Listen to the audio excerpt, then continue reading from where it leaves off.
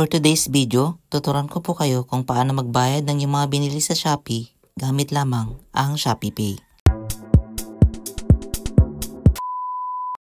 Una sa lahat, buksan muna natin ang ating mga Shopee at dito po sa search bar, i-type natin dito ang item na ating bibilhin. Halimbawa, ito po ang item na ating bibilhin. I-type lamang po muna natin ang ating item na napili at pagkatapos ay pindutin na po natin dito ang Buy Now. Makikita po natin dito sa pinakaibaba. Piliin po ang models, size, or color ng ating mga bibilhing item. At pagkatapos, pindutin lamang po natin ang Buy Now. At makikita na po natin ang ating mga delivery information kung saan ipapadala ang item sa ating mga mismong address. At dito po sa baba, makikita po natin ang payment methods. Pindutin po natin ang View All.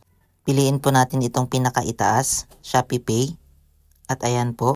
At once na po na naselect po natin yan, makikita po natin dito na nalagyan na po siya ng check at pindutin lamang po natin ang Place Order. At dito na nga po, i-enter na po natin ang ating mga Shopee Pay PIN. Bale, 6 digit po yan. Once na-enter na po ninyo ang yung mga Shopee Pay PIN, ay automatic po na magsasuccess po yan. Ibig sabihin po niyan, successful na nabayaran natin ang item.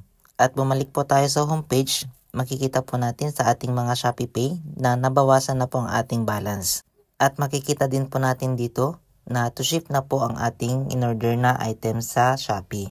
Ganyan lamang po kadali ang magbayad gamit ang ating mga Shopee Pay dito po sa Shopee.